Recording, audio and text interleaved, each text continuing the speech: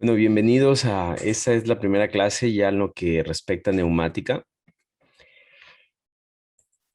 Vamos a hablar acerca de la neumática.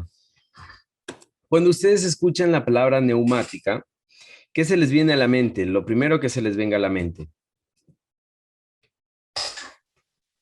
Presión, Presión, aire, muy bien. ¿Qué más? Trabajos hidráulicos que funcionan de forma hidráulica. Eso Ya, pienso yo, no sé. ya, excelente, esto está bien. ¿Algo más que se les venga a la mente?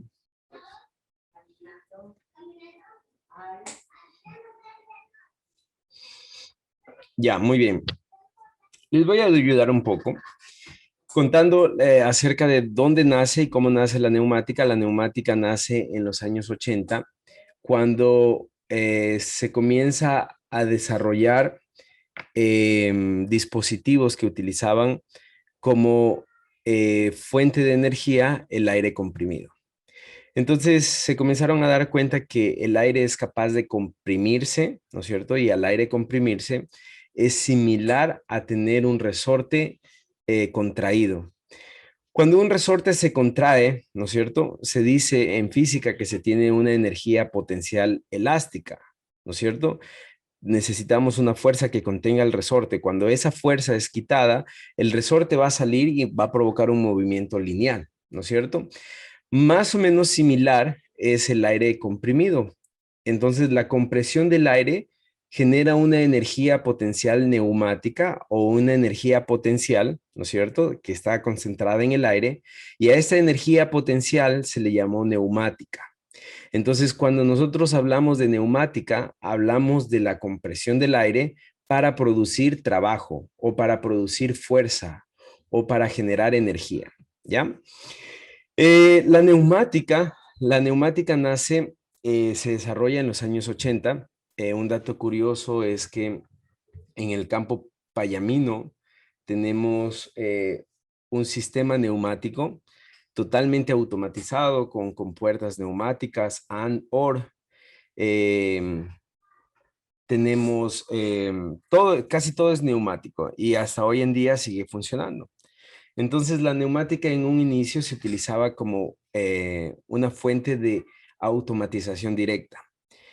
Sin embargo, hoy en día no es que la neumática haya avanzado a pasos agigantados, sí se ha mejorado, sí ha aumentado la ingeniería en sistemas neumáticos, sí hay nuevos inventos, sí hay nuevos actuadores, pero sin embargo seguimos manteniendo el actuador principal de la neumática, ¿no? El más utilizado, que son cilindros neumáticos y pinzas neumáticas. Entonces, hoy en día la neumática no es una parte fundamental de la automatización, pero sí es una parte complementaria de la automatización. Dicho esto, yo quiero que vean el siguiente video. Vamos a verlo por un momento y después lo comentamos.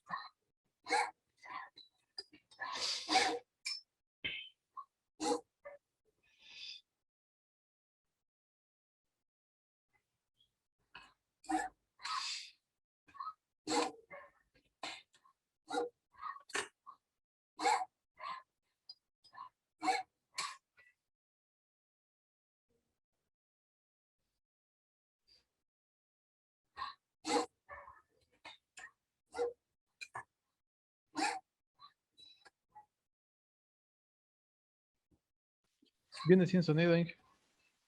¿No está con sonido? Creo que no. Ya, les voy a compartir el sonido. Es un sonido bastante sutil, ¿no? O sea, dije, un sonido sí tiene de que se mueve, pero no sé si está hablando algo. No, no, no está hablando. Ay, el sonido sí se escucha entonces, de lo que se mueve. Ah, yo pensaba que hablaba algo. Ya. Bien, hasta ahí vamos a dejarlo. Tiene partes de explicación, sin embargo, quería que escuchen un sonido.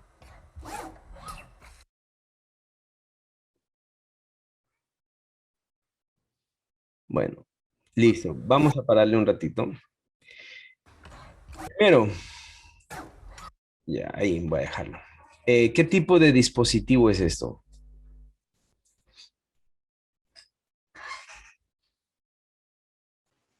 Una CNC. Muy bien, es algo parecido a una CNC, más que una CNC, sí es una CNC, perdón.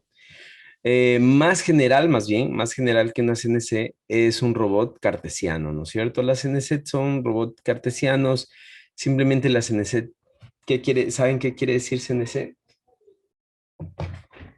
Control numérico. Algo así, no me acuerdo algo así era. Sí, Cartes. sí, es un control basado en bueno, en matemáticas, ¿no? Es por medio de software, es bastante preciso y exacto la CNC.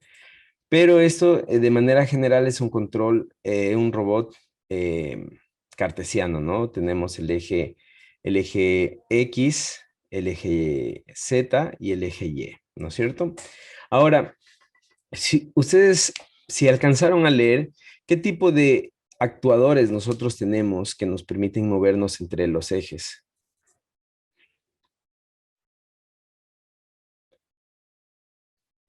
Ya, ¿alguien?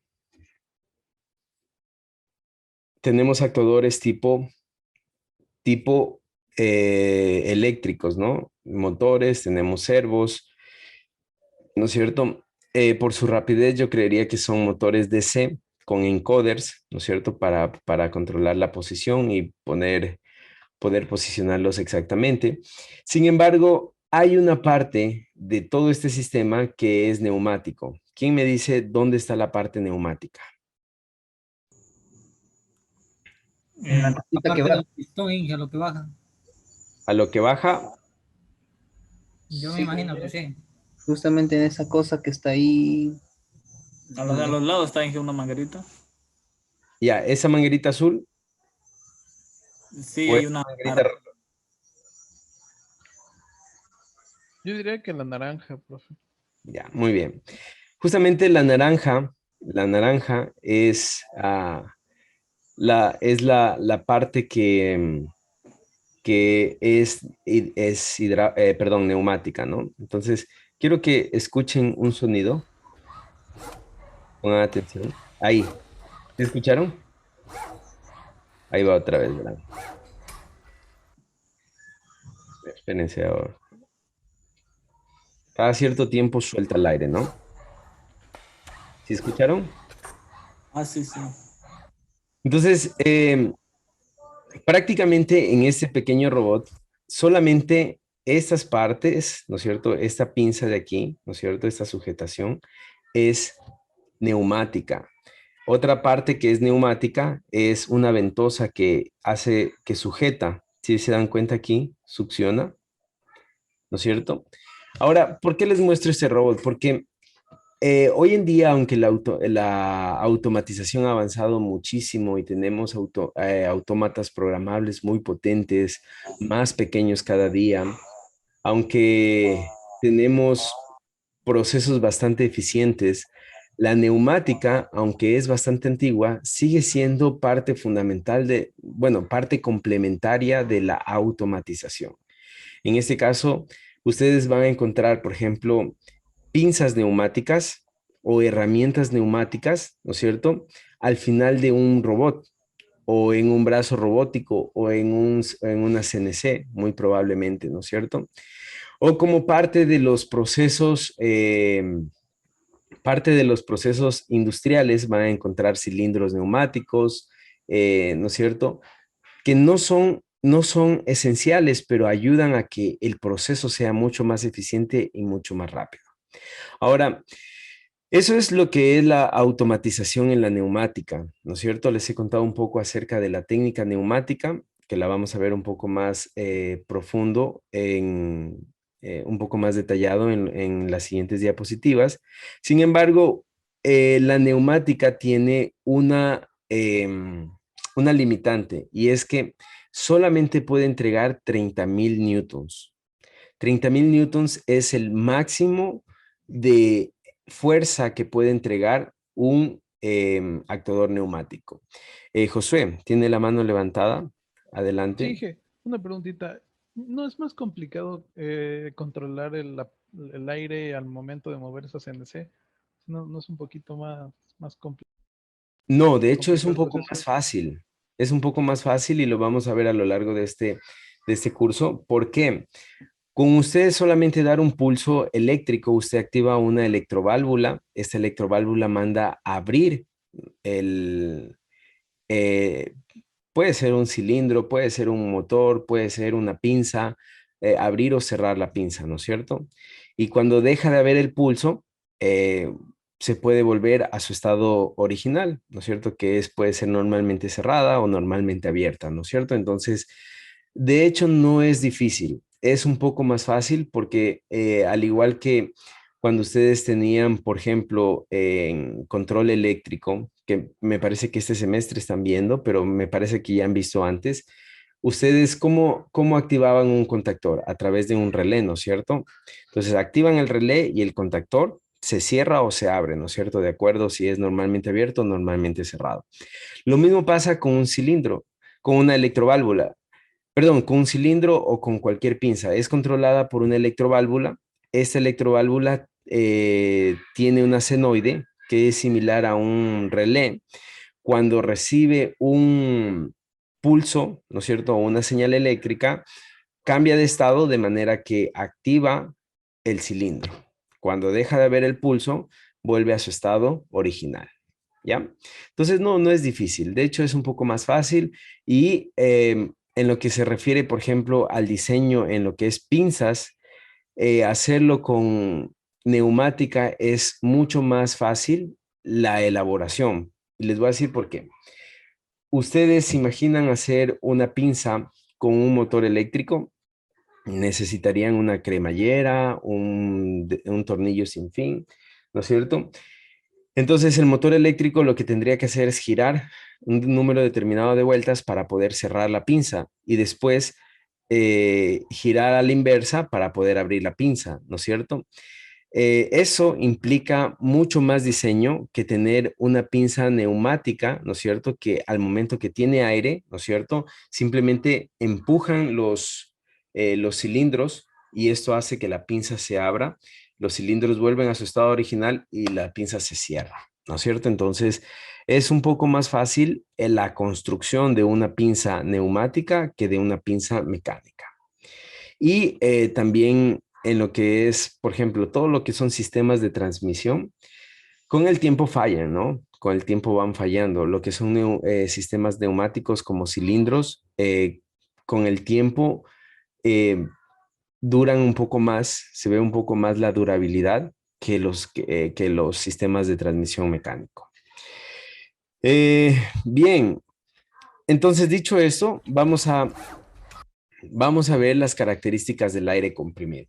Les había dicho que neumática es, es la técnica que usa el aire comprimido para generar energía, ¿no es cierto? Puede ser energía lineal, bueno, energía lineal y energía rotatoria, ¿no es cierto? Entonces, ¿por qué usamos el aire comprimido? Lo primero que vamos a determinar del aire comprimido es que el aire comprimido es un gas casi perfecto, por no decir un gas perfecto. Es un gas casi perfecto. ¿Qué quiere decir un gas casi perfecto? Quiere decir un gas que tiene tres características que no tienen todos los gases. Una fluidez, compresibilidad y elasticidad. Entonces, voy a explicar primero la compresibilidad o la comprensión. Compresión. Cuando nosotros tenemos un recinto cerrado, ¿no es cierto? Como este cilindro de aquí, ¿no es cierto? Y a este recinto vamos a ponernos en esta imagen central, ¿no es cierto? Le ponemos un disco, ¿no es cierto? Que comience a presionar y que no haya fugas por los lados, ¿no es cierto? ¿Qué es lo que comienza a pasar? Si comenzamos a presionar, comenzamos a reducir el volumen. Entonces, las moléculas del aire, ¿no es cierto? Las partículas del aire que conforman el aire comienzan a acercarse unos a otros, unas a otras. Entonces, lo que comienza a formarse es un efecto similar al, al resorte que se comprime, ¿no es cierto? Entonces, en este caso, yo estoy comprimiendo, ¿no es cierto?, este disco y aplastando las moléculas, las partículas de aire, ¿no es cierto?, de manera que se acerquen muchísimo. Entonces, aquí ya se generó una energía potencial. El aire es el gas que más permite compresión. El aire es el gas que más permite compresión, por eso se considera un gas casi perfecto. Es el gas que más permite compresión, ¿no es cierto? Porque es prácticamente, no está cargado de tantas cosas el aire, como por ejemplo los gases de la tabla periódica, ¿no es cierto? Hay gases que son más pesados, digamos así, dejémoslo como más pesados, más compuestos, ¿no es cierto? De diferentes partículas, ¿no es cierto? O más apretados. Entonces, el aire no es así. El aire es el gas que mejor se puede comprimir, que más permite compresión. Entonces, al momento que nosotros comprimimos el gas, estamos generando ya una energía potencial.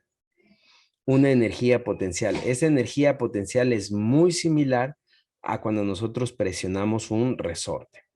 Ahora, lo contrario a la compresión es la expansión, ¿no es cierto? La expansión es cuando nosotros aumentamos el volumen, pero no metemos más aire, sino que el mismo aire que hay en este recipiente, ahora vamos a aumentar el volumen. ¿Qué es lo que hace? Las partículas, ¿no es cierto?, se comienzan a alejar unas de otras, pero tanto en la compresión cuando se acercan como en la expansión cuando se alejan, las partículas quieren volver a su estado de reposo. Las partículas quieren volver a su estado normal, ¿no es cierto? A su estado de reposo. Entonces, esa fuerza, ¿no es cierto? Esa energía potencial que hace que las partículas quieran volver a su estado de reposo, ¿no es cierto? Se llama, o le llamamos energía potencial neumática. Entonces, primero, el aire es un gas casi perfecto por la capacidad de compresibilidad. Compresibilidad. Segundo, voy a ir señalando aquí, compresibilidad, es lo que acabo de explicar. Segundo, fluidez. Fluidez. El aire es capaz de fluir. Ustedes saben que el aire, por ejemplo, en el ambiente siempre hay corrientes de aire, ¿no es cierto? Es capaz de fluir. Ahora, la, la, el aire comprimido, ¿no es cierto? El aire comprimido es un poco más difícil que fluya, pero podemos decir que en pequeñas distancias, ¿no es cierto? No existen pérdidas o las pérdidas no son considerables en pequeñas distancias. Hablamos de pequeñas distancias hasta 6 metros de transporte, ¿no? Es decir, 6 metros de tubería, el aire no presenta pérdidas considerables. Entonces, ¿qué quiere decir esto? Que nosotros podemos comprimir el aire y podemos transportarlo por su característica de fluidez. Entonces, el aire puede ser transportado a través de tuberías una vez que está comprimido. Otra de las características es la elasticidad. Esta elasticidad, ustedes saben lo que es un elástico, ¿no es cierto? Pero lo voy a explicar así, porque de hecho es por lo que sirve. La elasticidad es la capacidad del aire de amoldarse rápido a cualquier recipiente geométrico. Si nosotros tenemos aquí un cilindro, se amolda el cilindro. Si nosotros tenemos una esfera, se amolda la esfera. Si nosotros tenemos un cuadrado, se amolda el cuadrado. ¿No es cierto? Entonces, si nosotros presionamos, ¿no es cierto? Como en este caso, presionamos y comprimimos el aire, ¿no es cierto? ¿Qué quiere decir que se amolde a la figura geométrica? Quiere decir que la presión, ¿no es cierto?, que se ejerce aquí, la presión del aire que está ejerciendo en este recipiente es proporcional en cada punto interno de este recipiente. ¿no es cierto? No es que, por ejemplo, en este punto hay más presión que en este punto hay más presión que en este punto. No, no, no, no. La fuerza con la que empuja el aire hacia afuera, ¿no es cierto? Porque al haber una presión, el aire intenta empujar. La fuerza es la misma en todos los puntos de esta figura geométrica, en todos los puntos, en cada punto. Entonces, eso es una de las características que permite definir la elasticidad del aire. Entonces, estas tres características hacen que la neumática sea un gran desarrollo, un gran invento, ¿no es cierto? Para que nosotros, a partir de la energía potencial que podemos generar al comprimir el aire, podamos generar un movimiento lineal, ¿ya? ¿Sí está entendido hasta ahí? Sí. ¿Alguna pregunta? Es que mencionó que el aire, digamos, se lo puede hacer lineal o también circular, ¿verdad? Sí, cuando yo hablo de lineal, de movimientos lineales y movimientos circulares. Cuando hablo de movimientos lineales, estoy hablando exclusivamente de los cilindros. Entonces, voy a pasar un momento acá. Por ejemplo, este es un movimiento lineal, ¿no es cierto? ¿Cómo se mueve este cilindro? Este cilindro se mueve así, en este eje, ¿no es cierto? Hacia afuera y hacia adentro. Ahora, si tenemos un motor, ¿no es cierto? Tenemos un motor neumático. El motor neumático, en cambio, va a ser un movimiento circular, ¿ya? ¿Alguna otra pregunta, tal vez? Entonces, cuando estamos hablando de neumática, estamos hablando solamente de eh, elementos que aprovechando energía comprimida a base del aire. Sí. No estamos hablando de líquidos, nada de eso. No, nada de líquidos. Cuando hablamos de neumática, Ya. hablamos de sistemas que utilizan el aire comprimido. Ahora, justamente para aclarar ese punto, cuando hablamos de hidráulica, hablamos de elementos que utilizan como fuente o como, no fuente, sino como transmisor de energía al aceite. Porque el aceite no es compresible. El aceite, como el agua, no es comprimible, ¿no? El agua no se puede comprimir. Si yo, por ejemplo, ejerzo presión y aquí hay agua, ¿no es cierto? No voy a poder comprimir. Y si comprimo, voy a terminar rompiendo este cilindro, ¿no es cierto? Si logro comprimir mucho el cilindro, porque el agua no es comprimible, el aceite tampoco es comprimible. Entonces, la fuente de energía del aceite, de los elementos hidráulicos, es una bomba hidráulica y el aceite se convierte el aceite se convierte en un agente transmisor de energía. La misma energía de la bomba lo transmite a través del aceite, pero no es como el aire. El aire sí es compresión. Dije una consulta y bueno, creo que casi no sí va el tema. Esas máquinas, las retroexcavadoras, ¿qué son? ¿Hidráulicas o son neumáticas? Hidráulicas. Ah, ya. Hidráulicas. Las retroexcavadoras tienen sistemas hidráulicos. Todo es hidráulico en las retroexcavadoras. Aquí hay un asunto que ustedes deben saber. La fuerza neumática es de 30.000 newtons. La fuerza hidráulica, no tengo el dato, pero puede llegar a ser hasta 10 veces mayor a 30.000 newtons. ¿Qué quiere decir qué quiere decir eso? Que la fuerza hidráulica es muchísimo mayor y se utiliza para aplicaciones donde se necesita levantar muchísimo peso. Por ejemplo, los gatos hidráulicos, los cilindros hidráulicos están diseñados para levantar peso. Ustedes han visto cuando levantan un carro, ¿no es cierto? Ponen las tenazas y comienzan a levantar el carro. Eso es un gato hidráulico. Eso es un gato hidráulico y es bastante peso, ¿no? Los sistemas de las retroexcavadoras son hidráulicas, los sistemas de las volquetas son hidráulicos. Entonces, todo eso es mucho peso es hidráulico, ¿no? Lo neumático es, no tiene o no abarca tanto peso, ¿ya? ¿Alguna otra pregunta? Entonces, el principio de funcionamiento de los tanques de agua que suelen vender así en las ferreterías para que boten el agua con presión hacia arriba, ese es un sistema neumático. A ver, ¿cuál, Porque, cuál? por ejemplo, No, es cuando que usted va se a tiene un comprar compresor de aire y esa presión hace que el agua se expulse. los tanquecitos que dicen para tener agua a presión, Los tanques que tienen agua a presión. Ah, ok, ok. Lo que viene en la bomba y el tanque, ¿no es cierto? sí, sí, correcto. Ya, muy bien. Vamos a explicarlo aquí, ¿ya? Tengo así el tanquecito, ¿no es cierto? Tengo así el tanquecito. Entonces, el tanquecito está lleno, una tercera parte, una pequeña tercera parte de agua.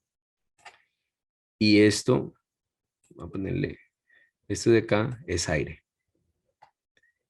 Es aire, eh, digamos que no está comprimido. Ese aire no está comprimido, pero, eh, a ver, vamos a dibujarlo así. Espérenme un ratito. El tanque inicialmente está lleno de aire y este aire no está comprimido, ¿ya? Ese aire no está comprimido. Entonces, yo tengo aquí arriba mi bomba, ¿no es cierto? La bomba de agua. Aquí está la bomba de agua, ¿no es cierto? Y esta bomba de agua comienza a meter agua por aquí, ¿no es cierto? Comienza a meter agua, vamos a dibujarlo, por, por aquí, ¿no es cierto? Comienza a ingresar el agua por aquí, ¿no es cierto? Y el agua comienza a caer y comienza a entrar a presión. Entonces, el agua solamente cae aquí abajo, pero esta agua, ¿no es cierto? Ya hace que se comprima este aire. ¿Por qué? Porque el aire no estaba no tenía presión, estaba sin presión, pero como ya ingresé agua, se redujo el espacio, el volumen, ¿no es cierto? Entonces ahora sí el aire tiene presión. Entonces por aquí ingresa el agua y por aquí sale el agua. Por aquí sale el agua hacia la casa, ¿no es cierto? Entonces, ¿qué es lo que hace? Este aire que se comprimió es el que empuja el agua hacia, hacia toda la tubería. Entonces, digamos que es un sistema, eh, no es un sistema, podría ser un sistema neumático, ¿no es cierto? Podría ser un sistema neumático, pero como tal no es un sistema neumático completo, porque el aire solamente se utiliza para empujar el agua. Recuerden que el sistema neumático utiliza el aire comprimido para generar energía mecánica, o sea, energía, movimiento mecánico, ¿no es cierto? Entonces, en este caso, sí tenemos compresión de aire, pero no estamos generando movimiento mecánico, sino movimiento de agua. Entonces, sí es un sistema neumático, pero utiliza el principio solo del aire comprimido, ¿ya? Dejémoslo así. Bien. O sea, siempre tiene que ser para digamos, un aprovechamiento de energía mecánica, para que sea neumática. Correcto. Entonces, yo mediante este sistema, yo puedo tranquilamente aprovechar, o sea, sacar energía eléctrica mediante un generador, si pudiera acoplar todo eso. Energía eléctrica mediante un generador. Claro, porque si dice que eso aprovecha un trabajo mecánico, mando presión, hago que mueva un rotor, como el generador. Habría que trabajarle un poco la idea, pero no es tanto así, porque ya vamos a ver cómo la energía neumática es la más cara, ¿no? Más cara que la energía hidráulica y más cara que la energía eléctrica. Entonces no conviene hacerlo. Ajá, vamos a seguir, vamos a ver las características, vamos a seguir viendo las características del aire comprimido. Dentro de las características del aire comprimido, ¿no es cierto? Tenemos que el aire comprimido, ¿no es cierto? Se comporta como un amortiguador. ¿Qué quiere decir esto? Que, por ejemplo, nosotros tenemos este cilindro, ¿no es cierto? Cuando ingresa el aire aquí, ¿no es cierto? Ingresa el aire aquí, ese azul más oscuro es aire comprimido hace que el cilindro salga. Aquí hay un resorte, este resorte va a hacer que el cilindro regrese, ¿no es cierto? Pero el cilindro va a regresar, pero no con la velocidad que tiene el resorte, sino va a regresar frenado por el aire que se encuentra en esa cámara y que está evacuando poco a poco. Entonces, esto es algo muy bueno porque de no tener este freno o este amortiguador del aire comprimido, nosotros tendríamos un desgaste, es decir, tendríamos un choque entre este émbolo y este tope de aquí, ¿no es cierto? Tendríamos un choque continuo y eso produciría daños a la final en los cilindros neumáticos. Entonces, primero es, la siguiente característica del aire es que se comporta como un amortiguador natural dentro de los actuadores. Lo siguiente es que es antideflagrante. ¿Quién me dice qué se le viene a la mente cuando escucha antideflagrante?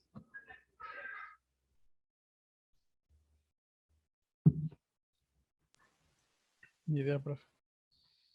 ¿No? ¿Alguien que es deflagrante? Washington, Clever, Robinson.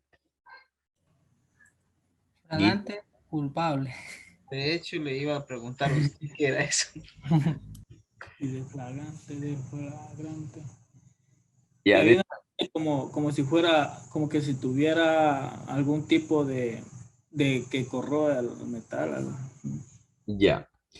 Deflagrante quiere decir que se puede comportar como un combustible que avive un fuego.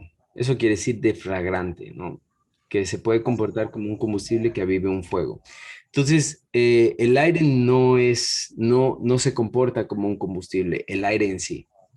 Entonces, esto es una característica que permite que los sistemas neumáticos sean utilizados en ambientes peligrosos, en ambientes donde, por ejemplo, no tienen que haber chispas, porque son ambientes potencialmente explosivos o potencialmente con peligro de incendio. Entonces, se puede utilizar tranquilamente los aires,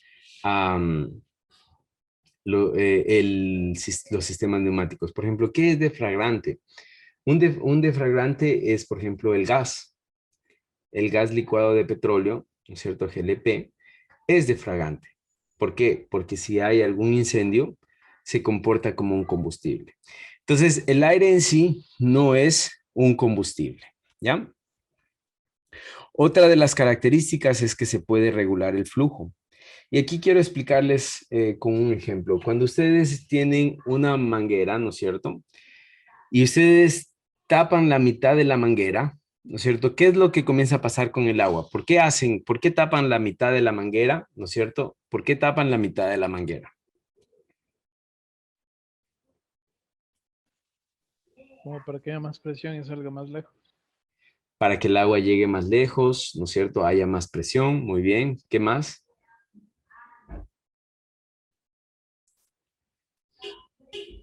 Ya, yo lo voy a explicar así. Cuando supongamos que el caudal, el fluido, ¿no es cierto? El flujo que circula por la manguera es un metro cúbico por minuto, ¿no es cierto? Y ustedes llegan y le tapan la mitad de la manguera, ¿no es cierto? Y ya no hay el mismo espacio, sino hay la mitad. El fluido o el caudal no se reduce porque ustedes le tapen la mitad. Entonces, eso hace que como tiene que pasar la misma cantidad de agua, ¿no es cierto? No se reduce la cantidad de caudal. Entonces, como tiene que pasar la misma cantidad de agua, el agua comienza a salir más rápido. Simplemente comienza a salir más rápido. ¿Qué quiere decir eso? Eso se llama el efecto Venturi, ¿no es cierto? Para los líquidos. Ahora, el agua no es posible regular su caudal. En el agua no es posible regular su caudal reduciendo el espacio por donde sale o por donde pasa. El aire, ¿no es cierto? Contrario al agua y contrario a los gases, ¿no es cierto? Que es una de las razones por la que es un gas perfecto, a los gases que son un poco más pesados, el aire, al momento que nosotros reducimos el espacio, como se ve aquí, ¿no es cierto? Miren, tengo una tubería y comienzo a reducir el espacio de la tubería. ¿cierto? Al momento que yo reduzco el espacio, sí se reduce el caudal, contrario al agua, sí se reduce el caudal, el aire. Y no se genera ninguna presión extra, no se genera una presión aquí ni una presión acá, simplemente se reduce el caudal. No se genera una presión considerable aquí o acá. Lo que sí pasa con el agua. Ustedes comienzan a ver que si ustedes ponen la mano o el dedo, ¿no es cierto?, en la manguera del agua, el agua intenta empujar su dedo, ¿no es cierto? Y si ustedes comienzan a tapar más, hay más empuje. Entonces, en el agua sí se genera una presión considerable aquí y una presión, una caída, una subida de presión antes y una caída de presión después, en el agua. En los líquidos, en los gases más pesados, sí se produce eso.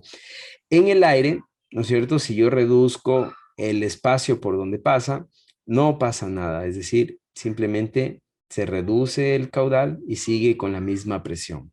La presión que se produce antes y después es un poco despreciable. No es una presión altísima, ¿no es cierto? Como la del agua. Entonces, ¿para qué nos sirve esto? Nosotros vamos a utilizar la regulación de caudal para controlar la velocidad con la que sale o con la que entra el cilindro. Supongamos que nosotros queremos que el cilindro no salga tan rápido porque puede dañar algún tipo de producto, puede romper algún vidrio, puede... Entonces necesitamos que salga despacio para que sea un poco más delicado el proceso. Entonces, en ese sentido, nosotros tenemos que regular el caudal, es decir, el flujo tiene que ir menos flujo, ¿no es cierto? Acá, al ir menos flujo, el cilindro sale, ¿no es cierto? Con la misma fuerza, pero más lento. ¿Ya? Esa es una de las ventajas características del aire comprimido. ¿Sí está claro? Sí, bueno, se me vino a la mente, digamos, los carburadores de moto, de carro. Ya. Les regulan el pase de aire para que, no se, en ese caso sería para que la moto no se ahogue, no entre mucho aire. Para que haya la mezcla perfecta entre combustible. Ajá. Sí, correcto.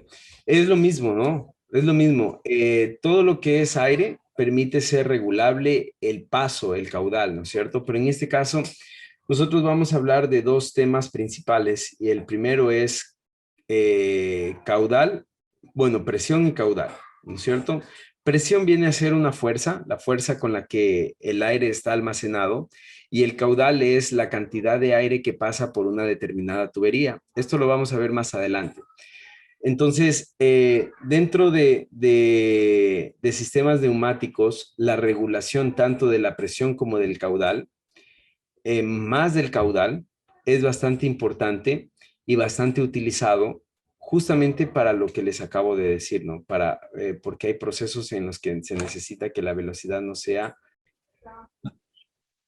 Entonces les decía que si se produce una alza de presión, por ejemplo, si el fluido va de izquierda a derecha, ¿no es cierto? En este sentido, antes de la reducción sí se produce una alza de presión aquí y aquí, después de la reducción, una caída de presión en todo. Y más que todo, eso ocurre en los líquidos. En los líquidos es bastante notorio. Por ejemplo, los sensores de caudal utilizan eso, hacen un tubo Venturi, reducen el espacio, ¿no es cierto? Reducen el caudal.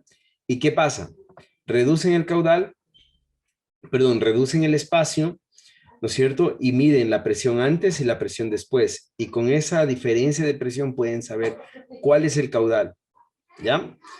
Ahora, en lo que es aire, sobre todo en lo que es aire, por la característica de compresibilidad del aire, esa presión es casi imperceptible o es casi despreciable a los sistemas neumáticos, o sea, es decir, no afecta, esa presión es demasiado pequeña, la presión que se produce aquí y la caída de presión de acá, no afecta a todo. Entonces, si yo tengo voy a ponerlo así, 6 bares de presión, ¿no es cierto? 6 bares de presión, y yo reduzco el caudal, aquí hay 6 bares, a la salida hay 6 bares de presión, ¿ya? No hay reducción ni aumento de presión.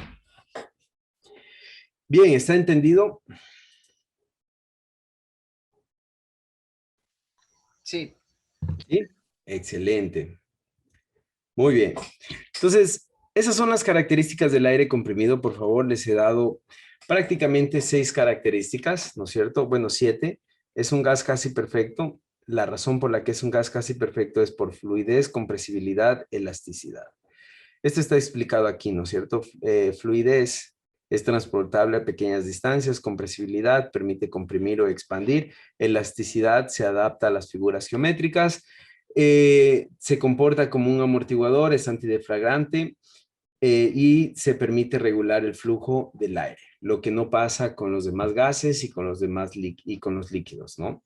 Mucho ojo. Bien, vamos a ver. Aquí quiero que me pongan mucha atención a lo que voy a explicar. Nosotros vivimos en el planeta Tierra, ¿no es cierto? Entonces, el planeta Tierra es un planeta redondito, redondito. Bueno, redondo, achatado en los polos, ¿no es cierto? Así lo definió. Este es el planeta Tierra. Alrededor del planeta Tierra, ¿no es cierto? Nosotros tenemos o estamos rodeados por esferas de gases, ¿no es cierto? ¿Cuáles son estas esferas de gases? ¿Alguien me puede decir? La atmósfera. Una es la atmósfera. De ahí que tenemos otra esfera de gas que es la Ionosfera, estratosfera, la ¿no es cierto? mesósfera, ¿Cuál más? la mesósfera. La mesósfera, ¿no es cierto? Y así tenemos, algo así es, ¿no es cierto? Ahora, estos anillos o estas esferas, ¿no es cierto? Que de gases hacen que el aire, ¿no es cierto? Que nosotros tenemos dentro del planeta Tierra, ¿no es cierto? No se escape al universo, ¿no es cierto? No se escape al espacio. Y se mantenga el aire bajo una presión, ¿no es cierto? ¿Estamos de acuerdo? Sí. ¿Sí? Entonces, esa presión que mantiene estos gases, ¿no es cierto? Estas esferas de gases en toda la Tierra, nosotros la llamamos presión atmosférica, ¿ya? La presión atmosférica es la presión que ejerce prácticamente, o es la presión que, sí, que ejerce toda la atmósfera, ¿no es cierto?, sobre el aire del planeta Tierra, ¿no es cierto? Entonces, nosotros estamos ya sometidos a una presión, ¿verdad?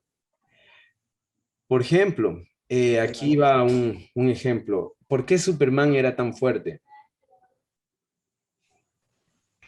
porque su atmósfera era demasiado pesada. Exactamente, porque la presión de su planeta Tierra, la presión atmosférica de su planeta Tierra era demasiado pesada. Entonces, Superman iba a su planeta Tierra y ¿qué pasaba? Era normal, ¿no es cierto? No era fuerte, o sea, tenía sus cualidades, ¿no? Pero no era tan fuerte. Venía acá al planeta Tierra y se sentía más liviano, ¿no es cierto? Se sentía más fuerte. Entonces, nosotros estábamos sometidos a una presión atmosférica, ¿no es cierto? Que es la presión que ejerce la atmósfera sobre la Tierra, ¿ya? Ahora, esta presión atmosférica, ¿no es cierto? ¿Cuánto es? ¿Cuánto equivale? La presión atmosférica, una atmósfera, ¿no es cierto?, equivale a 1.013 bares. Es el valor que tiene la presión atmosférica, ¿ya? Esta es una constante. Esta es la presión, esta es una atmósfera, ¿no es cierto? Esta es la presión atmosférica que existe a nivel del mar. Ahora, ustedes ven que aquí dice que la presión atmosférica es variable, eso es cierto, ¿no? Cuando nosotros comenzamos a subir, ¿qué pasa? La presión comienza a aumentar, ¿no es cierto? Cuando comenzamos a bajar, la presión comienza a disminuir. Entonces, la presión atmosférica es variable. Por ejemplo, en Quito es diferente que acá. Sin embargo, para cálculos, nosotros vamos a tomar la presión como constante, ¿no es cierto? La presión a nivel del mar, constante a nivel del mar, ¿ya? Ahora, hasta ahí, ¿está entendido? Sí. Sí, ¿Sí? Ya, listo. Entonces, miren lo que vamos a hacer. Tenemos un reservorio, un tanque de metal, ¿no es cierto? Y aquí arriba nosotros tenemos una pequeña bombita Con esta bomba nosotros vamos a meter aire en este de aquí. ¿De dónde viene el aire que nosotros tomamos? De la atmósfera, ¿no es cierto? Es decir, viene con la presión atmosférica, ¿no es cierto? Entonces viene con la presión atmosférica, viene el aire por aquí, lo toma, la bomba lo toma y lo comienza a introducir aquí, ¿no es cierto? Y se comienza a llenar aquí. Ahora, esta presión que se comienza a producir, comenzamos a aumentar, ¿no es cierto? Comenzamos a aumentar la presión. Comenzamos a aumentar la presión. Pero esta presión del aire que se comienza a llenar en este reservorio, en este tanque de metal, ¿no es cierto? Se comenzó a llenar a raíz del aire que lo tomamos de la atmósfera, ¿sí o qué? ¿Verdad? Sí, sí. Entonces, este es el aire que está aquí adentro. Nosotros vamos a medir cuánto es la presión del aire que está aquí adentro por medio de un manómetro, ¿no es cierto? Entonces, el manómetro nos da una lectura, ¿no es cierto? Esa lectura, ¿no es cierto? Es una presión superior a la presión atmosférica. Por lo tanto, a esa lectura nosotros le vamos a llamar presión relativa. ¿Ya? ¿Por qué? Porque miren, nosotros nos ubicamos aquí. Nosotros nos ubicamos aquí, ¿no es cierto? Tomamos el aire de aquí, ¿no es cierto? De esta presión atmosférica, el aire que está al ambiente, y lo sometimos a una presión superior. Por lo tanto, como lo sometimos a una presión superior, ¿no es cierto? Comenzamos a subir la presión comenzamos a subir, y esta presión que se toma desde este punto de la presión atmosférica y se comienza a, a generar presión a partir de la presión atmosférica del aire que está en el ambiente, a esto se le conoce como presión relativa. ¿Ya? ¿Sí está claro?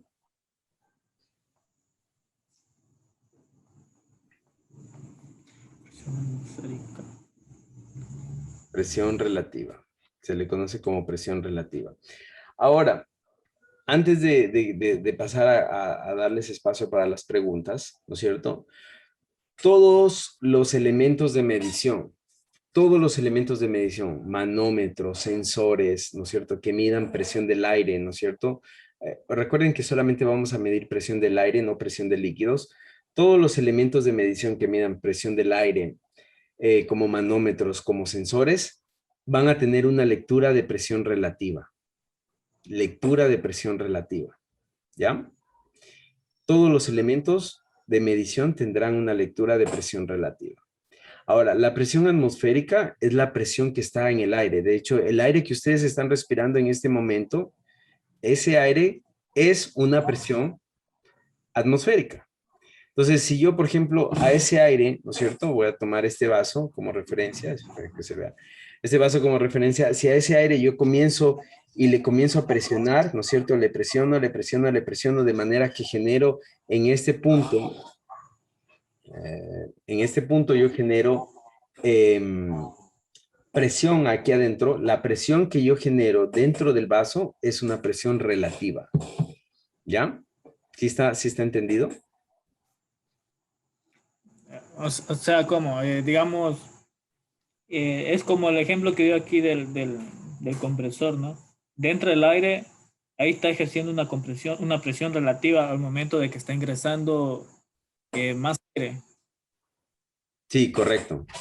Al momento que el aire ingresa dentro del recipiente, ¿no es cierto? Y comienza a haber una presión en este punto, ¿no es cierto? Comienza a haber una presión aquí. Esta presión, la presión que se genera aquí, ya es una presión relativa. Ya, digamos otro ejemplo, al momento de que nosotros inflamos un globo, estamos Ese. en otra presión relativa. Muy bien. Eso es un gran ejemplo, ¿no? Muchas gracias.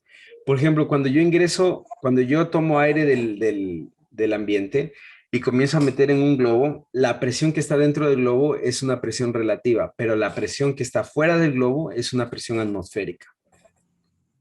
¿Ya? ¿Sí está entendido? Sí. Ya, muy bien. Entonces, ahora, mucho ojo, a la suma de la presión relativa más la presión atmosférica, nosotros le conocemos como presión absoluta. A la suma de la presión atmosférica, ¿no es cierto? Más la presión absoluta, nosotros le conocemos como presión absoluta. Entonces, presión absoluta es igual a la presión relativa más la presión atmosférica. ¿Ya? Entonces, esto, ténganlo en cuenta y ténganlo a la mano, ¿ya? Esta formulita de aquí. Vamos a usarla. Listo. Entonces, una vez entendido eso, y si no hay ninguna pregunta, por favor, si hay una pregunta, no duden en hacerla. Ya. Estamos para eso. Entonces,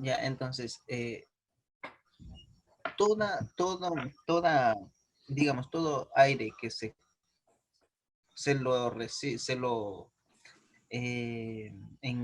pone dentro de algo a una mínima presión o alta presión, esta pasa a ser una presión relativa. No tiene, digamos, un valor de que si ya es a tanto de, digamos, newtons de presión, ya pasa a ser otro tipo de presión, nada de eso. Solamente con que se incube en algo, ya es presión relativa, ¿o cómo? Ya, con que yo meta, ¿no es cierto? Con que yo genere presión dentro de un recipiente cerrado, con que yo ingrese algo a presión, eso ya es una presión relativa. Ahora, por ejemplo, aquí hay un gran ejemplo. ¿Qué pasa si es que, por ejemplo, yo tengo un recipiente, ¿no es cierto? Yo tengo un recipiente. El recipiente no está vacío, ¿no es cierto? Si fuera vacío, fuera parte del espacio, ¿no es cierto? El recipiente tiene, de por sí, ya tiene partículas de aire, ¿no es cierto? Está llena de partículas de aire, ¿no es cierto? Solo que las partículas del aire están en estado de reposo. ¿Verdad o mentira? Sí. Ya. Entonces, cuando yo les digo, o cuando yo les diga, ¿no es cierto? O en un ejercicio se les diga, el aire o el volumen del aire de este recipiente es tanto, ¿no es cierto? Y está en estado de reposo. ¿Qué quiere decir que esté en estado de reposo? Quiere decir que la presión que está aquí adentro, ¿no es cierto?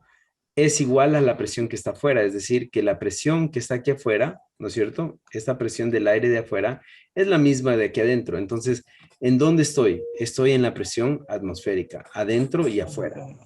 Pero cuando yo comienzo a meter más aire dentro de un recipiente y comienzo a generar una presión dentro, interna del recipiente, entonces yo ya comienzo a generar una presión relativa. ¿Ya?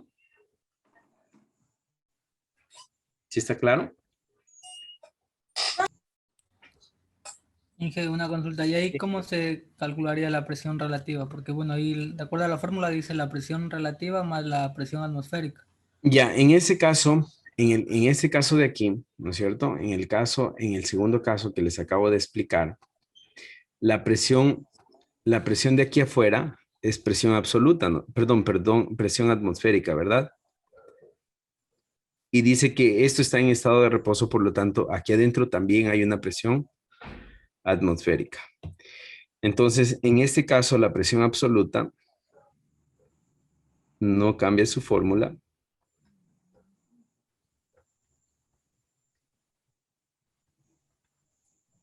Simplemente la relativa viene a ser cero, en este caso. La presión relativa viene a ser cero, pero la absoluta es igual a la presión atmosférica. En el caso de acá, aquí hay una presión relativa, ¿no es cierto? Una presión relativa y afuera hay una presión atmosférica. Entonces, aquí sí se cumple, en este caso sí se cumple directamente lo que está en la fórmula de acá. ¿Ya? La presión relativa equivale a lo que bota el manómetro. La presión relativa equivale a lo que bota el manómetro. Toda Se lectura... entonces, Ajá. sí, sí. Toda lectura de manómetro o de sensores es presión relativa.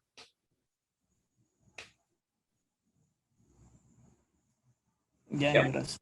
Ok. Bien, entonces vamos a continuar. Vamos a ver las unidades que nosotros empleamos. Aquí quiero que ustedes me pongan mucha atención porque se viene algo que es un poco un poco, puede ser un poco confuso, no es confuso, a ver, es una explicación fácil. A ver, vamos a ver. ¿Cuál es el sistema de unidades que se utiliza en América Latina?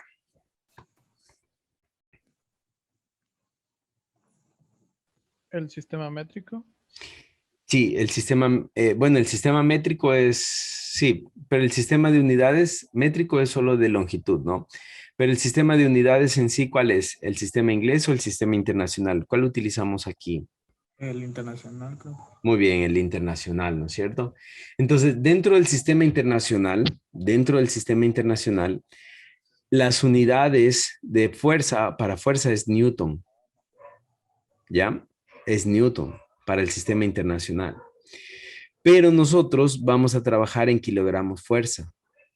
Ya les voy a explicar por qué. Entonces, esta es la equivalencia de un newton a kilogramos fuerza, que también se puede decir kilopondio. Un kilopondio es un kilogramo fuerza.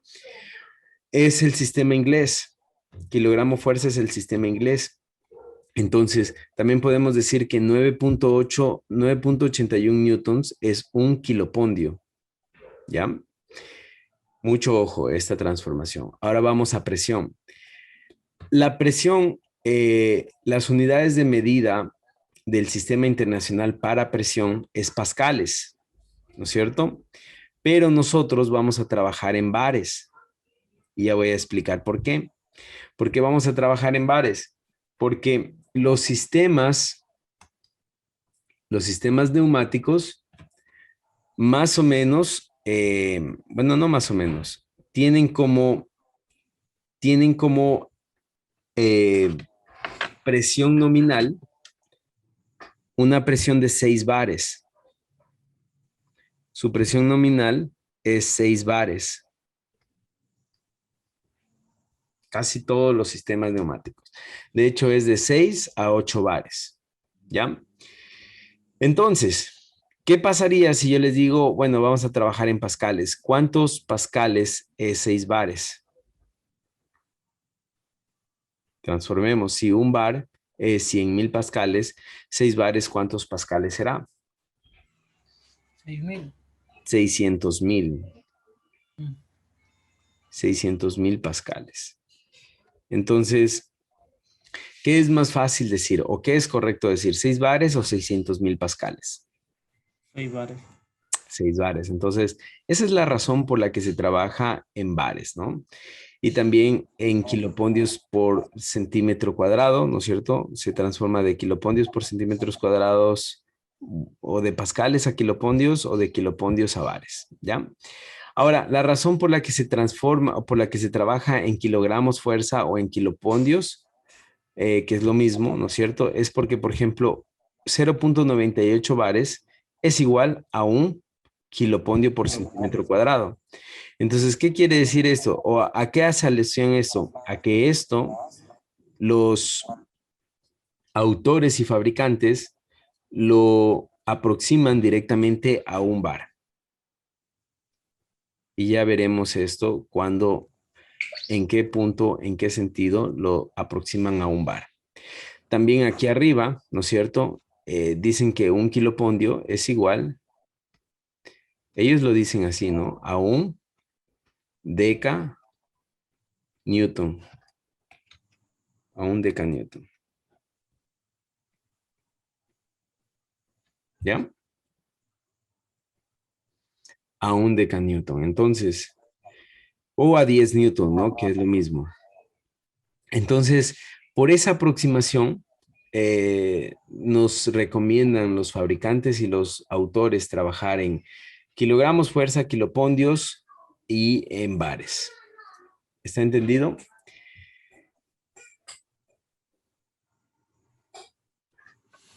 ¿Sí? Díganme que sí, por favor. A ver. Menos ahí. El chiste es que toca buscar de la forma de trabajar en las unidades que menos numeración tienen.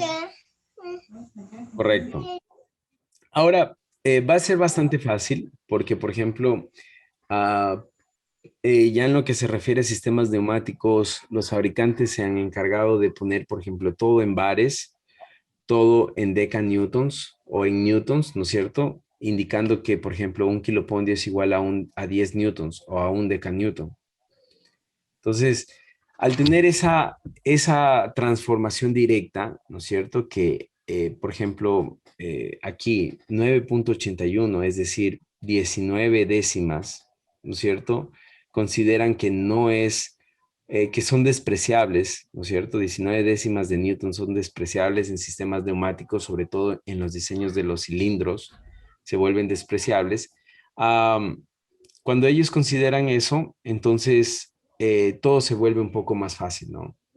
No hay que hacer transformaciones tan extensas, sino directas, ¿no es cierto? Directas. Entonces, por ejemplo, podemos pasar del sistema inglés al sistema internacional, ¿no es cierto? Sabiendo que un kilopondio es igual a 10 newtons, así de rápido.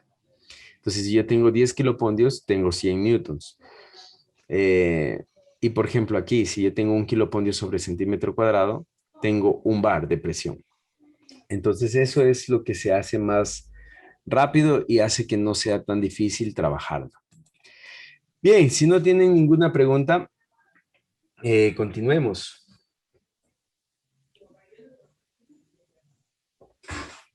Voy a borrar esto.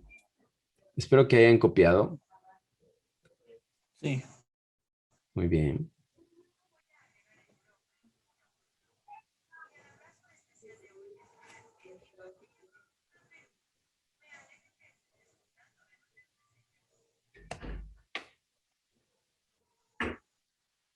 Ya, listo.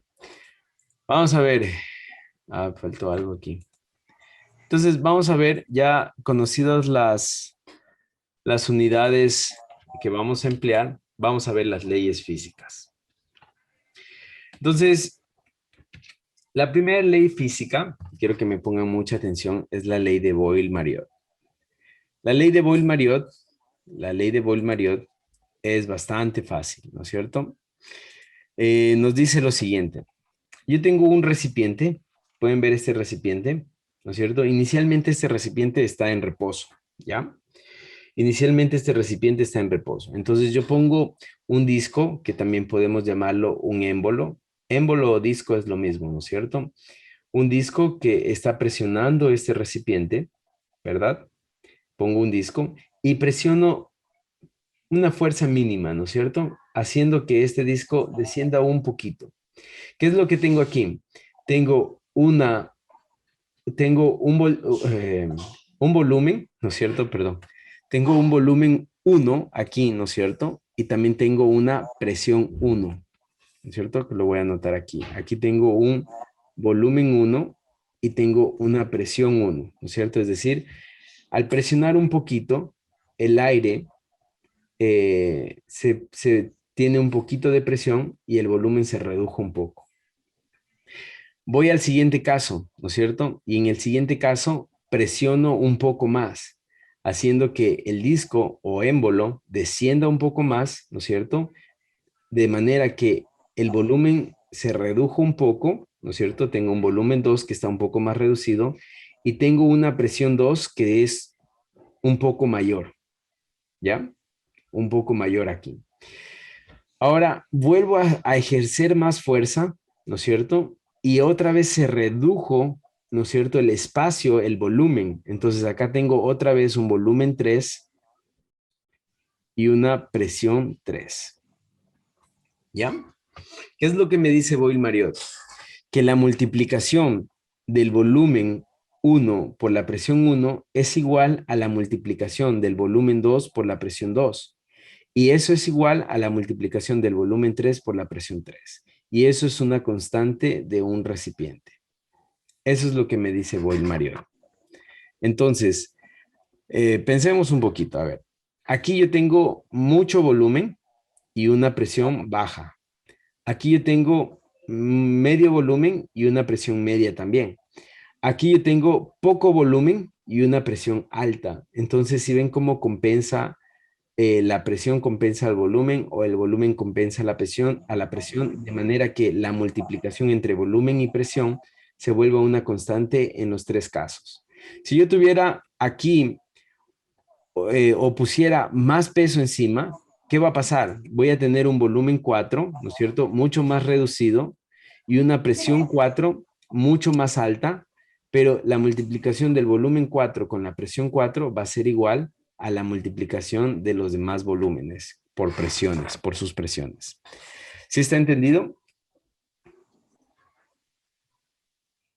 Claro, pero siempre y cuando sea el mismo cilindro, ¿no es cierto? Sí, en el mismo cilindro, no tienen que haber cambios en el cilindro, en el mismo recipiente, ¿ya?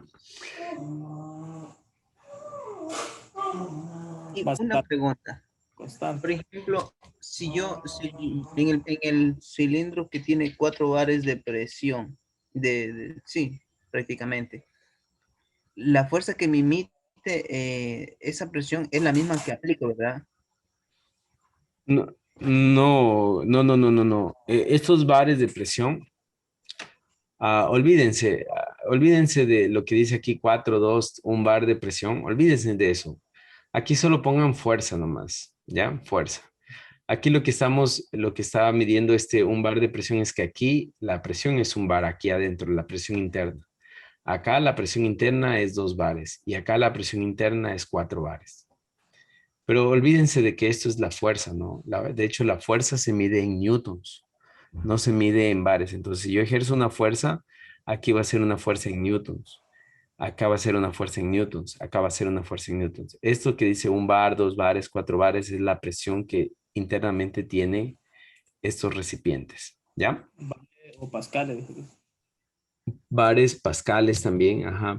Pero vamos a trabajar en bares. Recuerden que sistemas neumáticos vamos a trabajar en bares y en kilopondios. Ahora, qué nos dice Boyle-Marriott? Por ejemplo, volumen 1 es el volumen correspondiente a la presión 1. Volumen 2 es el volumen correspondiente a la presión 3 y volumen 3 es el volumen correspondiente a la presión 3. Ahora, ¿qué nos dice Boyle-Marriott? El volumen es inversamente proporcional a la fuerza aplicada. ¿Qué quiere decir eso?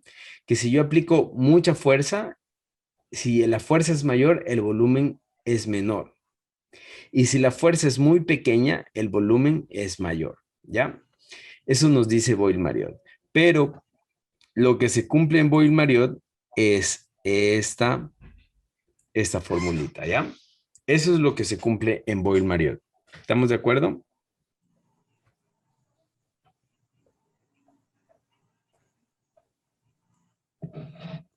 Ya. Ya. Ok. Ahora, antes de pasar a la siguiente, tenemos dos condiciones. Primero, que la temperatura no cambie, que la temperatura permanezca constante.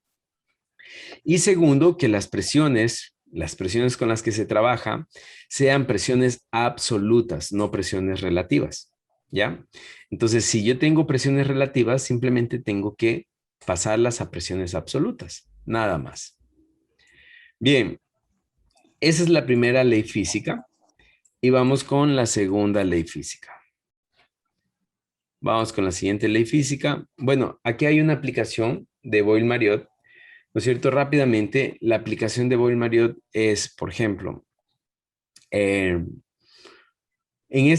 a ver aquí, ¿no es cierto? Tengo menos volumen, ¿no es cierto?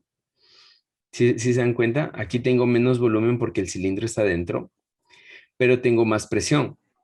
Aquí tengo más volumen, pero tengo menos presión. Aquí tengo menos volumen, pero más presión. Aquí tengo más volumen, pero menos presión. Sí está bien, menos presión. Entonces, ¿qué es lo que hace eso? Que la fuerza permanezca constante, ¿no es cierto? Porque aunque tenga más volumen aquí, más volumen y menos volumen acá, la presión compensa, ¿no es cierto? Y la fuerza es la misma al entrar como al salir, ¿ya? Esa es una aplicación de Boyle-Marriott. Es prácticamente lo mismo que acá, pero ya visto en un cilindro, ¿no es cierto? Que por cierto, un cilindro neumático se lo dibuja así, ¿ya? Lo vamos a ver más adelante, no se preocupen, vamos a hacer ejercicios, simplemente es una pequeña explicación. ¿Sí está entendido? Sí, mi parte sí. De mi parte también. Ya, muy bien. Los demás también háblenme, por favor. Calva, Hiedra, Carrera. eh, háblenme, por favor. Sí, sí, ingeniero. Aquí en esta gráfica, lo que está almacenado, el aire ese está en presión absoluta o presión relativa. Ya, esa presión tiene que ser, esa presión P1 y P2 tienen que ser absolutas, ¿no? Aunque, por ejemplo, el manómetro aquí me marque la presión relativa, yo para aplicar esta fórmula tengo que pasar la presión absoluta, ¿ya? Ya. Ya. Siempre en presión absoluta. Vamos con el siguiente, es Gay-Lussac. Entonces, pongan mucha atención. Gay-Lussac, ¿no es cierto?, hace un experimento. El experimento que hace Gay-Lussac es el siguiente. Tengo un recinto cerrado, un recipiente, ¿no es cierto?, donde tengo aire, ¿verdad? A este recipiente está a una temperatura ambiente y tiene también una presión, ¿no es cierto? Bueno, no presión. Está a una temperatura ambiente. Olvídense de la presión por el momento. Está a una temperatura ambiente. Entonces, lo siguiente que hace es intentar calentar ese recipiente. Entonces, pone una velita, ¿no es cierto? Una mecha y comienza a calentar el recipiente. Al momento que comienza a calentar el aire, ¿no es cierto? El aire que está dentro comienza a calentarse. Entonces, ustedes saben que cuando un material se comienza a calentar, se expande. Y cuando se enfría, se contrae, ¿no es cierto? Es física de materiales, todos los materiales hacen lo mismo. Entonces, cuando se calienta, se expande y cuando se enfría, se contrae. Entonces, cuando comienza a calentarse, el aire lo que hace es expandirse. El aire, las partículas comienzan a alejarse más. ¿Y qué es lo que pasa? El volumen comienza a aumentar. El volumen del aire comienza a aumentar. Entonces, como el volumen comienza a aumentar, ¿no es cierto? Entonces, Gay-Lussac dice lo siguiente, ¿no es cierto? Vamos a basarnos en esta formulita de acá. El volumen, ¿no es cierto? El volumen 2 sobre la temperatura 2 es igual al volumen 1 sobre la temperatura 1. ¿Ya? Volumen 2 sobre temperatura 2 es igual a volumen 1 sobre temperatura 1. Entonces, ¿qué quiere decir esto? Que cuando yo caliento la temperatura, ¿no es cierto? Que cuando yo caliento la temperatura, el volumen va a aumentar. Cuando yo disminuyo la temperatura, el volumen va a disminuir. Entonces, el volumen es directamente proporcional a la temperatura. Mucho ojo, el volumen es directamente proporcional a la temperatura. Entonces, cuando el volumen, la temperatura aumenta, el volumen también va a aumentar. Cuando la temperatura disminuye, el volumen va a disminuir. Entonces, eso es lo que pasa, ¿ya? ¿Sí está claro hasta ahí? Es lo contrario al otro, ya, porque el otro era inversamente, este es directamente. Sí, correcto. Pero es otra fórmula. Ahora, aquí hay algo que quiero explicarles. ¿Qué pasa, por ejemplo? Aquí voy a explicar este gráfico de aquí. ¿Qué pasa si es que el aire ocupa todo este volumen de aquí, ¿no es cierto? Ocupa todo el volumen interno, ¿no es cierto? Está lleno de aire, ¿no es cierto? Y yo lo caliento, ¿no es cierto? ¿Qué es lo que va a pasar con el aire? El aire comienza a expandirse, ¿no es cierto? Pero no puede expandirse. ¿Por qué? Porque está limitado por este recipiente de aquí. ¿Sí se dan cuenta? El aire intenta expandirse, pero no puede porque está limitado por este recipiente. Entonces, si ya no puede aumentar el volumen, porque el volumen está limitado por este recipiente, ¿qué es lo que aumenta? La presión.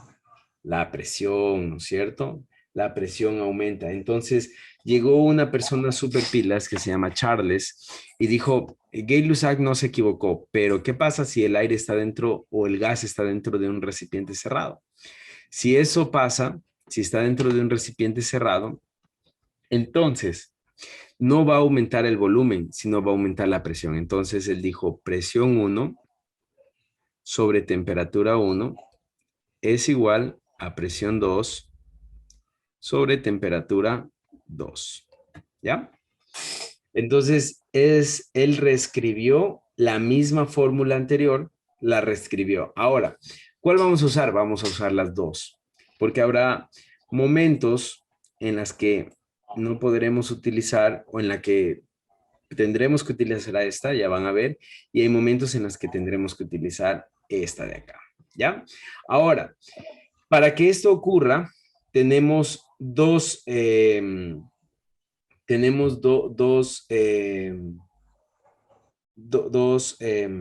¿cómo es? Dos condiciones. Primero, que no haya un aumento de presión externa, es decir, no haya una bomba aquí, un compresor que meta presión, no, sino que solito por medio de la temperatura aumente la presión o el volumen, ¿no es cierto?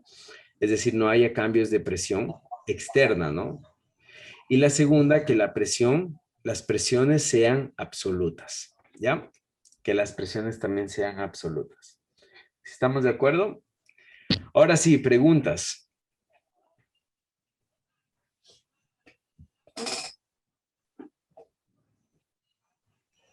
Me dejó medio confundido.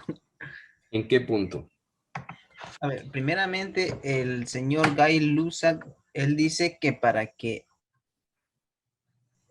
o sea, con él se cumple cuando la presión es absoluta, ¿no es cierto? Con eso se cumple la ley del señor Lussac, que es, Siempre las presiones deben ser absolutas. En Gale. o sea, Siga, por favor. lo que yo decía era que, por ejemplo, el señor Lussac nos dice, o sea, usted me acaba ya de decir que siempre la presión tiene que ser absoluta en cualquiera de las tres leyes que ya hemos visto. Ujú. Correcto. Ya, entonces con el señor Lussac lo único que va a pasar es variante entre volumen y temperatura. A mayor temperatura va a ser mayor volumen, se va a expandir. En pocas palabras, si es un material, se expandiría. En el caso de la, ¿qué estamos viendo aquí? El aire. El aire, sí. Correcto, el aire se expande. A mayor temperatura, el aire se expande. Ya, y con el otro señor Charles dijo. Charles. Ajá. No es Charles Darwin, ¿verdad? No, no es Charles Darwin. ¿Cómo se llama? Charles. Sé que es Gay Lussac y ahí dice Charles, pero no he averiguado. Es la ley de Charles de los gases, pongan. Ley de Charles de los gases, ajá. Ya, pero dice que el señor Charles descubrió que a la presión 1 y sobre temperatura 1 va a ser igual a presión 2 sobre temperatura 2. Sí. Pero, A ver, le explico. siempre y cuando esté cerrado todo eso. Sí, correcto. Pero, o sea, estamos hablando en caso del aire, por supuesto, ¿no es cierto? Correcto. Siempre es el aire. Estamos en neumática. Ah, ya. A ver, otra vez voy a explicar, ya. Pongan mucha atención, ¿ya?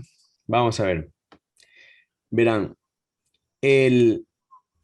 a ver, cuando yo caliento todo tipo de material que se calienta, se expande. ¿Estamos de acuerdo? ¿Sí? Sí. Ya. Cuando yo caliento, cualquier material se contrae, ¿no es cierto? Entonces, Cuando caliento, fría.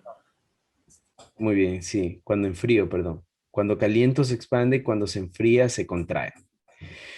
Entonces, lo mismo pasa con el aire. Cuando el aire se calienta, el aire se expande, se expande, entonces el volumen comienza a crecer. A mayor temperatura, el aire comienza a expandirse a tener más volumen, ¿ya? A mayor temperatura. Y a menor temperatura, el aire se contrae para tener menos temperatura, ¿ya? Ahora, Gay Lussac dice eso, ¿no es cierto? Sobre los volúmenes. Entonces, si yo tengo el aire, ¿no es cierto? De hecho, lo voy a dibujar así. Espérenme, acá está. Si yo ¿Qué tengo, no es el principio el que se usa para inflar un globo de esos globos para los... No, no son aerostáticos así. Bueno, sí, los globitos... el globo no es aerostático, pero sí que utilizan aire caliente para elevarse. Es el mismo principio, correcto. Ahora, a ver, lo voy a dibujar así. Yo tengo un recipiente. Déjenme borrar esto. Ya, vamos a dibujarlo aquí. Yo tengo un recipiente, ¿no es cierto? Y lo voy a dibujar aquí, ¿no es cierto? Tengo un recipiente. Entonces, voy a suponer que el aire o el gas es una masa de gas, ¿no es cierto? ¿Cómo es una masa de gas? Una masa de gas es algo así. Una masa de gas. Así, ¿no es cierto? Es una masa de gas. Está dentro de un recipiente, pero el gas está aquí, ¿no es cierto? Es como una pequeña masa, ¿no es cierto? Que está ahí, que no se desprende, que no se distribuye, ¿no es cierto? Sino que está ahí unida, es una masa que está ahí unida, ¿no es cierto? Ahora, comienzo a calentar esto y el volumen aumenta. El volumen aumenta. Entonces, como el volumen va a aumentar, esa masa de gas aumenta su volumen. Ahora ya no es así, sino va a tener ese volumen de acá. Aumentó su volumen, ¿no es cierto? Dentro del mismo recipiente, ¿ya?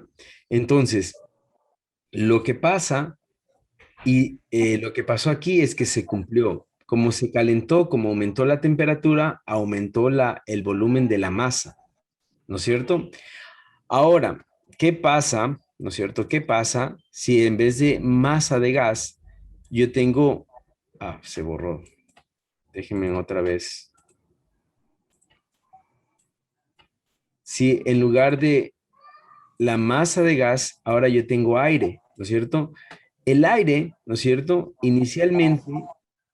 El aire inicialmente está distribuido por todo el, por toda el recipiente cerrado, ¿no es cierto? Está por todos estos lugares el aire. Por aquí, por todos estos lugares, ¿no es cierto? Está así por aquí, todo está por aquí, ¿no es cierto? Entonces, el aire ya está ocupando, ¿no es cierto?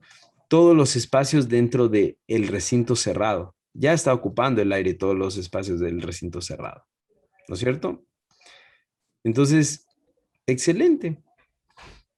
Digamos que la presión que tiene es una presión mínima, ¿no es cierto? Es una presión mínima. Entonces yo comienzo a calentar esto, ¿no es cierto? Al comenzar a calentar el aire que está aquí adentro, ¿no es cierto? Al comenzar a calentar, el aire quiere expandirse, entonces el aire quiere expandirse lo que más pueda, ¿no es cierto? No aguanta estar cerca porque está caliente, no aguanta estar cerca, entonces quiere comenzar a expandirse, pero no puede expandirse, ¿por qué? Porque se encuentra con el límite de estas paredes. Si se dan cuenta, se encuentra con el límite de estas paredes. Entonces, como no puede expandirse, ¿qué pasa? ¿Qué hace el aire? No aumenta su volumen porque ya no puede aumentar su volumen porque está limitado por este recipiente. ¿Qué se aumenta? Aumenta la presión, muy bien. Entonces, ¿qué es lo que tengo? Que el volumen 1 va a aumentar en proporción perdón, ya no es volumen, no, es presión 1. La presión 1 va a aumentar en función de la temperatura 1. Y esto va a ser igual a la presión 2, es decir, va a aumentar en función de la temperatura 2. Y esto es lo que propone la ley de Charles. Ahora, Gay-Lussac no se equivocó, porque si no tuviera este limitante, ¿no es cierto? No tuviera el limitante de estas paredes, de este recipiente, el aire aumentaría su volumen. Pero Charles dijo, ¿qué pasa si es que todo está dentro de un recipiente cerrado? Ya no va a aumentar el volumen, va a aumentar la presión. ¿Ya? Esas son las dos opciones, ¿no es cierto? Las dos opciones las vamos a usar. ¿Ya? Va a ser más fácil cuando nosotros hagamos ejercicios. ¿Listo? Por cierto, a ver, ¿tienen alguna pregunta hasta ahí? Voy a borrar esta parte de aquí abajo nomás. Si tienen alguna pregunta, si ya está claro, también díganme, por favor. De mi parte ya quedó claro, ingeniero. Yo No sé creo los que de mi parte compañeros. con Sí, está claro, Inge. Ya, muy bien. Los demás, Robinson, Clever, Carrera. Sí, Inge, de mi parte sí está clarísimo. Sí, que ahorita sí ya quedó un poco más claro con la explicación que dio. Excelente, muy bien. Entonces, por favor, anoten estas fórmulas de aquí, las dos fórmulas, las vamos a usar y vamos a hacer ejercicios, ¿ya? Cuando hagamos los Inge, ejercicios, ajá, perdón, ¿cuál utilizamos? ¿La que dice volumen 2 sobre temperatura 2 o la que dice volumen 2 sobre volumen 1? esta de aquí. Son las mismas fórmulas, pero es despejado, ¿no? Miren, aquí está volumen 2 sobre temperatura 2. Está despejado, es la misma, pero esta es la mejor, Ah, más ya. entendible. Bien, vamos a hacer este ejercicio. Denme un momentito, por favor, voy a copiarlo y voy a resolverlo acá en OneNote.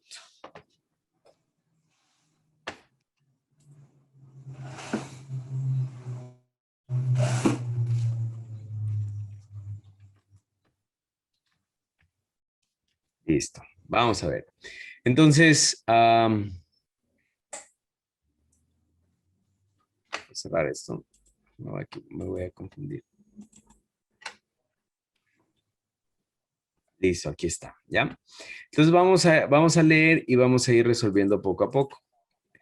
Dice así, un recipiente herméticamente cerrado contiene aire a una presión relativa de 2 bares.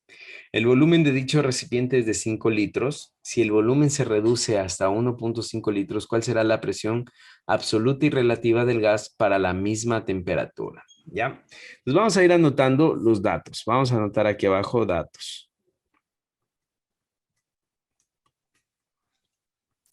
Primero, dice, un recipiente herméticamente contiene aire a una presión relativa de 2 bares, ¿no es cierto? Entonces, la presión 1 relativa es igual a 2 bares. Presión 1 relativa es igual a 2 bares. El volumen de dicho recipiente es de 5 litros, entonces volumen 1 es 5 litros. Volumen 1 es 5 litros. Ahora, si el volumen se reduce hasta 1.5 litros, entonces volumen 2 es 1.5 litros. ¿Ya? Volumen 2 es 1.5 litros. Me dice, ¿cuál será la presión absoluta y relativa del gas para la misma temperatura? Entonces me está pidiendo la presión 2 relativa y la presión 2 absoluta, que por cierto la presión absoluta se pone solo como P2 y la presión relativa sí la ponemos como PR, ¿no? ¿No es cierto? Y después dice para la misma temperatura. ¿Qué quiere decir eso? Que la temperatura es constante. ¿Ya? La temperatura es constante. Muy bien. Entonces ya tenemos los datos. Ahora, si la temperatura es constante, voy a regresar acá a las diapositivas. Temperatura constante se aplica a Boyle-Mariotte, ¿no es cierto? Volúmenes, se reduce volúmenes y se quiere calcular la presión. Entonces, Boyle-Mariotte es lo que necesitamos calcular. Entonces, vamos a resolverlo aquí, ¿no es cierto? ¿Qué me dice Boyle-Mariotte? Presión 1 por volumen 1, pongámoslo así, por volumen 1 es igual a presión 2 por volumen 2, ¿ya? Pero esta presión tiene que ser absoluta, por lo tanto, la presión, resolvámosla aquí, la presión, ¿no es cierto?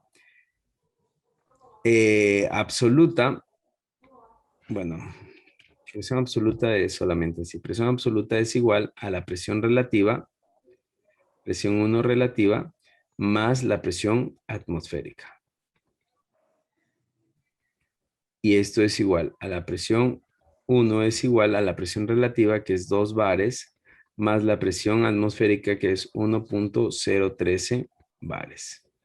Por lo tanto, la presión 1 absoluta es 3.013 bares. ¿Ya? 0.013 bares. Muy bien, entonces, ¿qué es lo que me pide calcular? La presión 2. Entonces vamos a despejar la presión 2. A ver, Robinson, ¿a qué es igual? Despejemos la presión 2 de esta fórmula. Presión 2 es igual a ¿qué? Presión 2, ya. Sería a presión 1 ¿Ya? sobre volumen. A ver. No, presión 1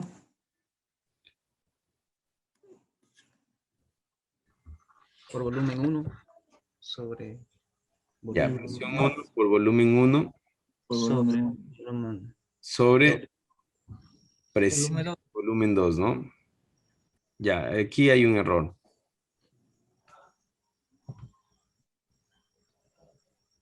Debe ser volumen 2. Ya, ahí sí, ¿no? Presión 1 por volumen 1 sobre volumen 2. Listo. Entonces ya tengo todo, ¿no? Simplemente voy a reemplazar. Entonces presión 2 es igual. Presión 1 es igual a ¿qué? Ya tengo aquí la presión absoluta, ¿no? Recuerden. 3.013. Voy a poner las unidades, bares, por volumen 1. Volumen 1 es 5 litros. Sobre volumen 2 es 1.5 litros. Por favor, calculen esto. Los litros se simplifican con los litros, por lo tanto las unidades me van a quedar en bares. ¿Cuánto queda esto?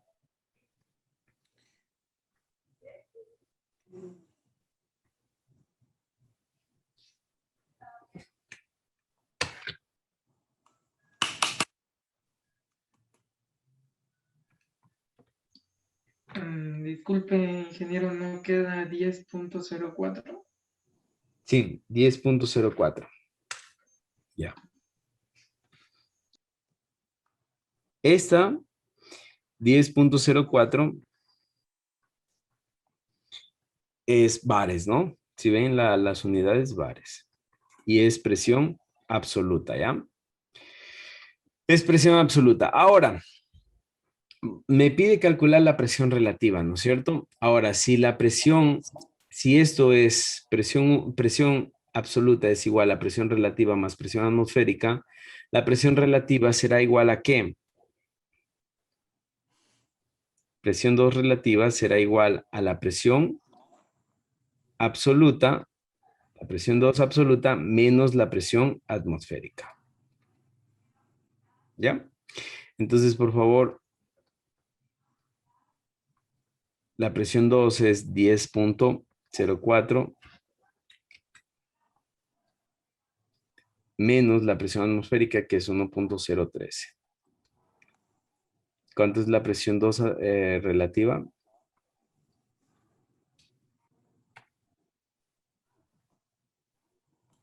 Me salió 9.027. Ya. Sí, eso sale, ¿no? 9.027 o 9.030 si cogemos todos los decimales, ¿no? Ya. Listo.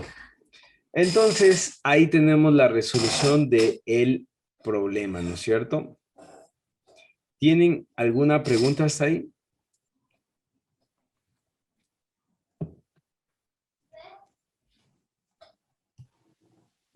De mi parte no, solo todavía no me familiarizo con lo de la presión y eso, arriba, Ok. con los datos. Bien, entonces les dejo copiar un ratito.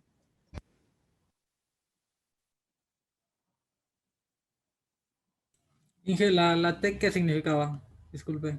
Temperatura. Ah, ya.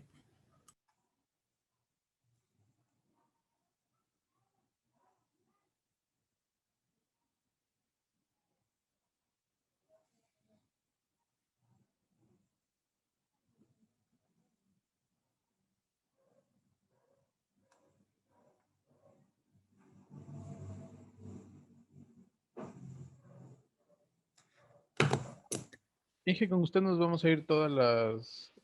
Siempre nos vamos a pasar el recreo, ¿verdad? ¿Nos vamos a ir de largo?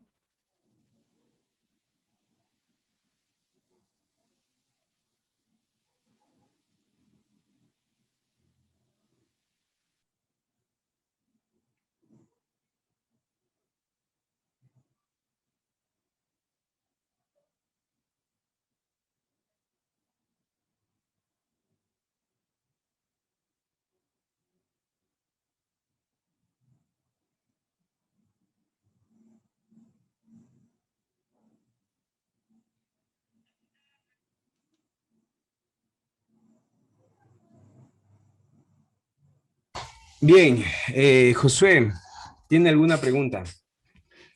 Sí, le decía si todas las clases de aquí en adelante nos tomamos el receso para seguir de largo. Ah, sí, les pediría eso y les daría hasta las 8:25, ¿ya? Ya. Ok. Vamos con, Inge, el una, siguiente- vamos con otro una ejemplo. pregunta, Inge. Dígame. CT, ¿qué significa, Inge? Disculpe. CTE constante. Listo. Ok. Ya, muy bien. Vamos con otro ejercicio. Dice así, el volumen de una masa de gas de un depósito cerrado es de 9 litros. Se encuentra a una determinada presión y a una temperatura normal. Si se hace descender la temperatura del gas a 150, ¿cuál será el volumen que ocupará la presión si la presión se mantiene constante? Entonces, saquemos los datos primero. Entonces, datos, ¿no es cierto? Datos. Dice el volumen de una masa de gas. ¿Ya? Aquí está justo lo que les explicaba hace un rato. Una masa de gas en un depósito cerrado es de 9 litros. Entonces, la masa de gas tiene como volumen, y aquí voy a anotar volumen 1, 9 litros. ¿Ya? Se encuentra a una determinada presión y a una temperatura de la temperatura 1 igual a 220 grados centígrados. Se hace descender la temperatura del gas a 150, temperatura 2, 150. ¿Cuál será el volumen que ocupará cuando desciende a 150? Volumen 2, ¿cuál será el volumen 2? Salud. Si la temperatura, perdón, la presión permanece constante. Entonces, la presión es igual a ser constante. ¿Ya? La presión es constante. Ahora, vamos acá a las diapositivas. Me dice, ya me da un indicio que la presión es constante, ¿no es cierto? Miren, aquí la presión es constante. Por lo tanto, tengo que utilizar esta Gay-Lussac, ¿no es cierto? Exclusivamente Gay-Lussac es lo que tengo que utilizar. Entonces, muy bien, vamos a resolver. Entonces, ¿qué me dice Gay-Lussac? B1, Gay-Lussac es B1 sobre T1 es igual a B2 sobre T2. ¿Ya? Eso es lo que me dice. Y simplemente despejo B2, ¿no es cierto? ¿A qué es igual, señor Calva? ¿A qué es igual B2? B2 es igual a B1 sobre B1 B1 sobre por, por a ver por T2 ya, sobre sobre T1. T1. Muy bien. Entonces ya tengo B2 y simplemente lo que me toca hacer es reemplazar, ¿no es cierto? Entonces B2 es igual a B1, B1, ¿cuánto es B1? 9 litros. Inge, en la fórmula T2 no pasa a multiplicar a B1. T2 pasa a multiplicar a B1. A ver, en la fórmula está bien, ¿no?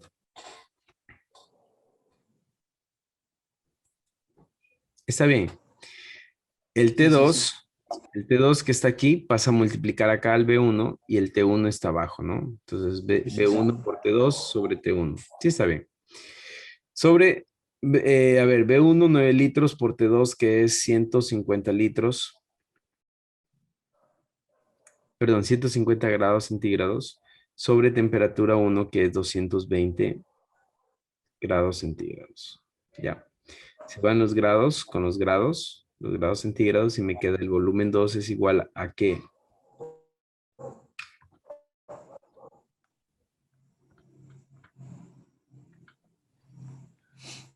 $6.14. Ya, muy bien. 6.14 litros. Y esto es Gay-Lussac. ¿Ya? 6.14 litros. ¿Qué tal? Fácil, ¿no? Ahora, mucho ojo lo que está diciendo, porque aquí dice justamente lo que les explicaba, una masa de gas dentro de un depósito cerrado. Entonces, ¿cómo es la masa de gas? La masa de gas es dentro de un depósito cerrado, ¿no es cierto? Yo tengo una masa de gas. Prácticamente tengo un gas que está así, ¿no es cierto? Es una masa de gas. Así. Recuerden que no todos los gases son como el aire. Hay gases que son más pesados, más, tienen, son, sí, son más pesados, ¿no? No recuerdo más densos, ¿no es cierto? Por lo tanto, permanecen unidos. No es como el aire que tienen la elasticidad de manera que se amoldan a la figura geométrica, ¿no?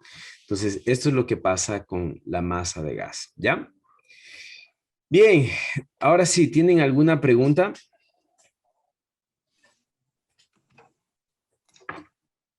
Josué, ¿estaba levantada la mano?